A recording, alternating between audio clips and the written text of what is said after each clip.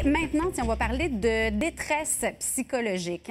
Personne n'est à l'abri dans la société, mais il semble que les agriculteurs soient particulièrement touchés. Selon les chiffres, donc on dit qu'un agriculteur québécois sur 2 souffre d'un niveau élevé de détresse psychologique. C'est déjà plus élevé que dans la population en général.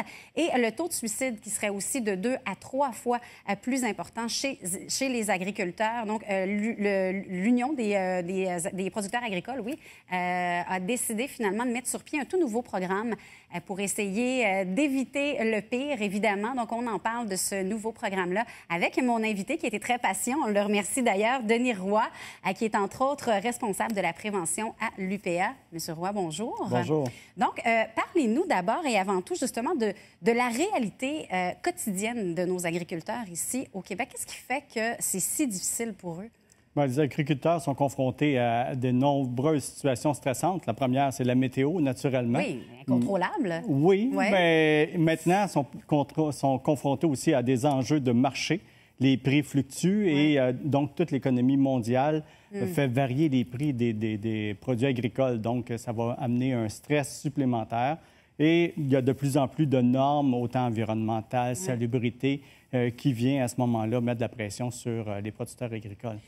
L'isolement aussi, parce que moi, mon grand-père paternel avait une ferme laitière, justement. Puis quand tu es agriculteur, souvent tu te retrouves seul à aller t'occuper du cheptel, à aller faire les foins. C'est des gens qui sont quand même assez isolés et qui ne voient pas tant que ça. C'est pas comme de rentrer au bureau, là. Non, c'est sûr. À chaque fois qu'on a discuté avec des intervenants du milieu de la santé, on leur rappelle toujours que les producteurs agricoles sont isolés et ils ont des longues journées de travail. Et à ce moment-là, souvent, c'est 7 jours par semaine. Quand on travaille avec des animaux, on travaille avec du vivant. Mais à ce moment-là, le bien-être animal, c'est une préoccupation importante, mais ça amène des retombées aussi chez les individus. Des longues heures de travail, vous l'avez dit. Donc, évidemment, ça amène une détresse psychologique qui est très, très, très élevée chez les producteurs agricoles, si bien que vous avez décidé à l'Union des producteurs agricoles de mettre sur pied, finalement, une façon d'intervenir pour éviter cette détresse-là le plus possible. Qu'est-ce que c'est le programme que vous avez développé exactement? Bien, dans le fond, l'UPA, ce qu'on a mis en place, on a mis en place un plan d'action en santé psychologique. Au lieu de savoir même l'aspect prévention, parce que la détresse, c'est comme la dernière étape, là, ce qu'on veut éviter, que les gens s'enlèvent la vie par rapport à des stress ou de l'anxiété ou de la dépression qu'ils vivent. Donc, on a mis en place ce plan d'action-là qui fait qu'on a des intervenants ou des responsables de dossiers dans chacune des MRC, dans chacune des régions administratives. Et on a aussi travaillé avec l'Association québécoise de prévention du suicide pour faire une formation adaptée pour agir en sentinelle en prévention du suicide dans le milieu agricole. OK. En sentinelle, qu'est-ce que vous voulez dire? Alors là, vous en avez parlé, les agriculteurs souvent sont isolés sur leur ferme. Et donc, les sentinelles, c'est des gens qui vont visiter les fermes. Ça peut être un fournisseur, ça peut être un agronome, un vétérinaire. Donc, des gens qui vont sur la ferme sur une base assez régulière. Et on vise à former 600 intervenants qui se déplacent sur le territoire et qui vont pouvoir, à ce moment-là, ils passent puis, dans le cadre de leur travail. Puis s'ils voient que le producteur a des préoccupations, a de l'anxiété, ils vont être en mesure d'interagir. Ils vont avoir de la formation et donc pour le référer au service public ou faire de la prévention pour éviter si une personne a vraiment des idées sombres, qu'on puisse l'aider avant de passer à l'acte. Là, on parle de ce programme-là qui est relativement nouveau, mais est-ce que déjà il est en marche? Oui, on a fait le lancement au mois d'août et notre objectif, c'est de former 600 intervenants et on a déjà quelques centaines d'intervenants de former.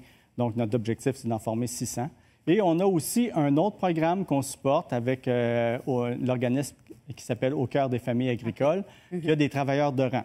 Donc, on a 4 régions au Québec, Outaouais-Laurentides, Montérégie, Chaudière-Appalaches et Bas-Saint-Laurent, et qui ont des travailleurs de rang, ou un travailleur de rang. Fait qu'ils se promènent de ferme en ferme pour aller voir comment ça va, prendre contact, interagir avec les agriculteurs et pour les supporter.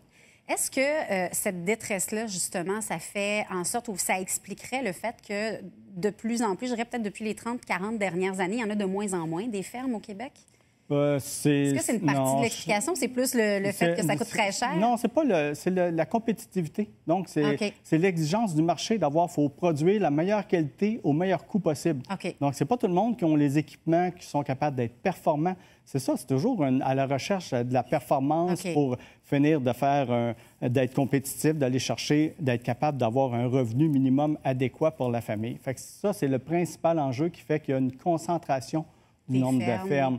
Puis à ce moment-là, les augmentations au niveau des normes de salubrité, de qualité des aliments exigent des investissements supplémentaires de la part des agriculteurs. Et c'est pas tout le monde qui a les reins, des fois, assez solides pour se lancer. C'est ça parce que la production est en hausse au Québec. Le volume de produits qu'on fait, avec moins de... il y a moins de producteurs pour le faire. Ouais. Et là, on doit le dire, il y a quand même quelques raisons de s'inquiéter, hein, parce que là, il y a tout le dossier, notamment, dont on a beaucoup parlé, du lait diafiltré. L'ALENA aussi, hein, qu'on veut peut-être ouvrir avec l'arrivée de Trump. Mais il y a aussi le fromage européen qui va débarquer.